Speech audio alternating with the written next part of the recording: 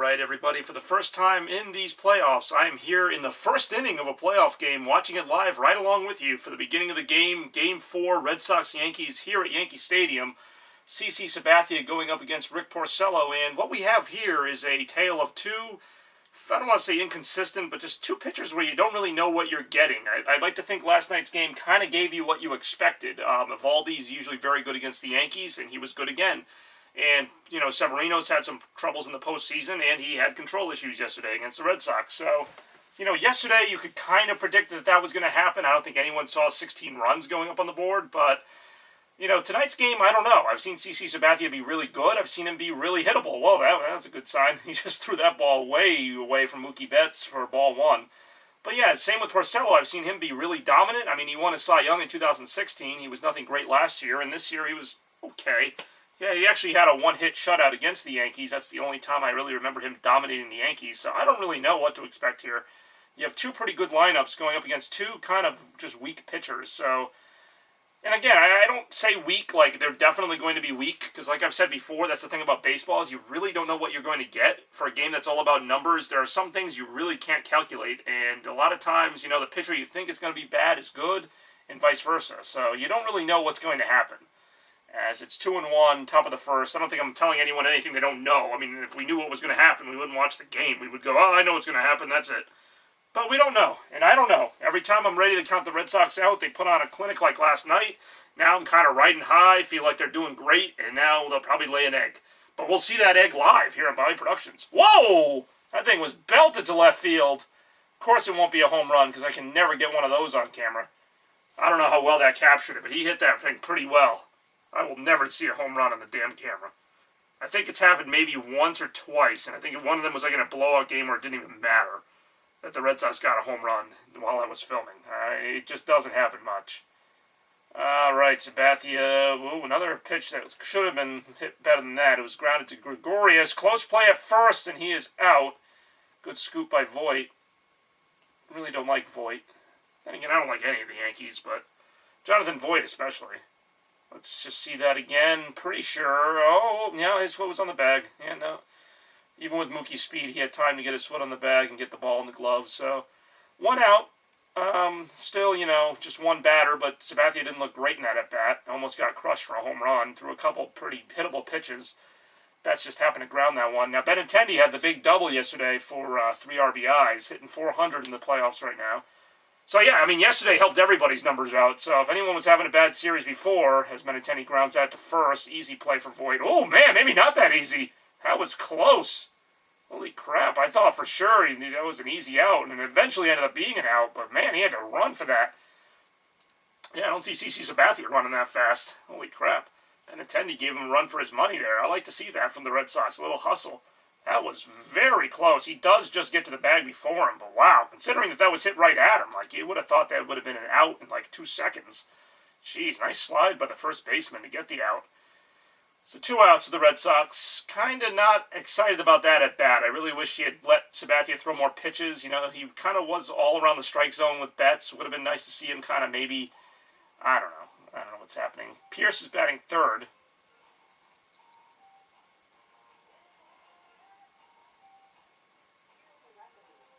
So here we go.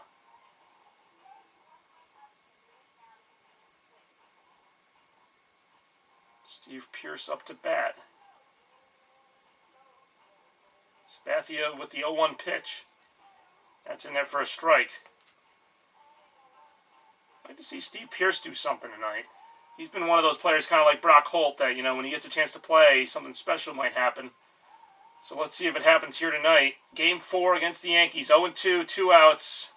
You know, I didn't think the Red Sox would score in the first inning, but I was hoping they would at least do more than this. This has been a pretty easy inning for Sabathia so far. And that one is hit into center field, base hit. So, all right, some solid contact there, a hit up the middle. So, runner on first, and that should bring up Martinez. I hope they finally took my advice and put Martinez at cleanup instead of putting Bogarts at cleanup. So help me God if Bogarts is batting cleanup.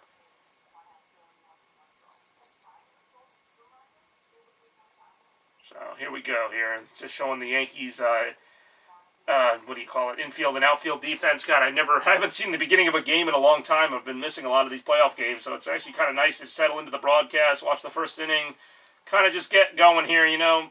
First innings, can be hit or miss. Sometimes you see a leadoff home run or something, but usually not much happens in the first inning.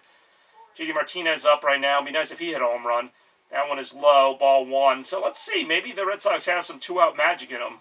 This inning kind of started looked like Betts was going to maybe do something in that at bat. He just ended up grounding out. Benintendi hit the first or second pitch he saw for a ground ball, so that was disappointing. Because I think if you wait out Sabathia, you can get to him. But, if you swing at everything he throws, he does try to get ground balls. So if you swing at the low pitches, you'll probably get a ground ball. As it's 2-0 to Martinez. My guess is he's going to pitch Martinez pretty conservatively. So far, everything's been away. And I guess I don't really see any reason to go inside on the Red Sox leading home run hitter.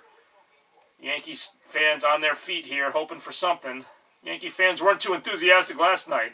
Didn't seem to have that same fervor they usually have when the Red Sox are in town, but that's because they were losing most of the game. That one's hit foul at 85 mile an hour. I don't know if it's a fastball or what. Not really good at identifying the pitches. I mean, I know if it's 95, it's probably a fastball, but a lot of the other pitches, is it a slider, is it a changeup? I don't know. I'm not in the batter's box, so I don't really have to identify the pitches. All right, here we go. All right, JD Martinez up to bat. And that one is fouled off, 2-2. Now the Yankees fans, yep, they all get on their feet. So predictable. Yeah, all right, strike two. They're going to try and strike him out here. Let's see what happens. I'm thinking, who else is Martinez in the Red Sox? Because, usually they don't put the first name on the back of the jersey unless it's, there's two Martinez's on the team. When he was in Detroit, they had Victor Martinez. I mean, I actually don't know who else they have that is a Martinez. Anyway, 2-2. Ooh, that one was up in the zone, but it is... Oh, shoot, it's going to be a close play. Yes, he didn't get it.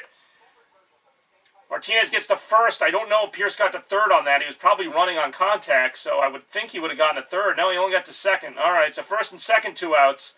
That was a slow hit ground ball to the first baseman, or second baseman, actually, in that situation. Looked like it might even have gotten through for a hit, but he does just get to it, but can't get his hands on it, so... Pierce only gets the third on that. I guess he had to kind of avoid the ball, make sure the ball didn't actually hit him. Otherwise, he'd be out. I always hated that rule. So, yeah, Pierce only got to second. That's okay, I guess. I just thought he'd be running as soon as the ball was hit, one way or another, with 2 outs. But he gets to second base, so still a chance here for a run to score if Bogaerts can get a hit here. So let's see what Bogaerts has, because as we know, I have a love-hate relationship with him. He has a good average, but, I don't know. We'll see what Bogaerts does. I'll reserve judgment until I see what happens here. And that one is up in the zone. Oh, it's actually, is that not called a strike? That's called a ball. I thought that was a high strike.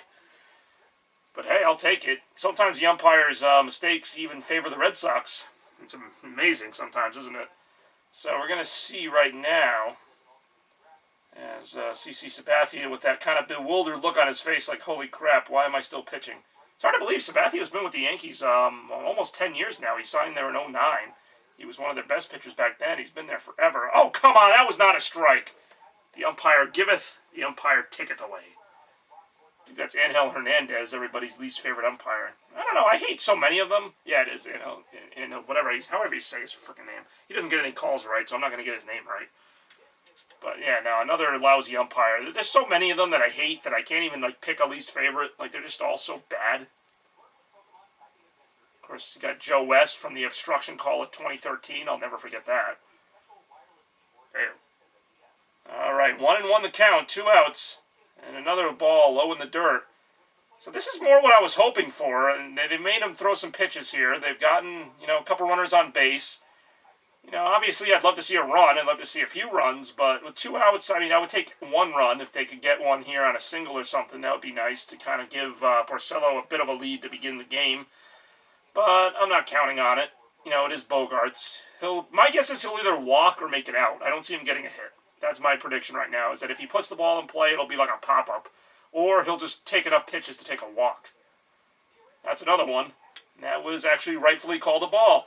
I could see some Yankee fan in the back going, oh, man! Of course, the Yankee fans think every pitch is a strike. Think it'd be in the dirt. They'd be like, come on! So that was a weird one, because Sanchez did frame it pretty well, but it looks like it went above the strike zone before Sanchez caught it. So I don't know. That's one of those tricky ones, and I don't really trust the umpires to make those kind of judgment calls. Ian Kinsler on deck. So here comes Bogarts, 3-1. He might draw that walk after all, which would bring up Kinsler, and I don't really know how to feel about that. But hey, that's the Red Sox lineup for you. Always has been. The Red Sox, generally haven't had a good bottom of the order. And that is ball 4. But I guess that's why it's the bottom of the order, and not the top of the order. That's where all the good players usually are. So, here we go. Bases loaded with 1 out.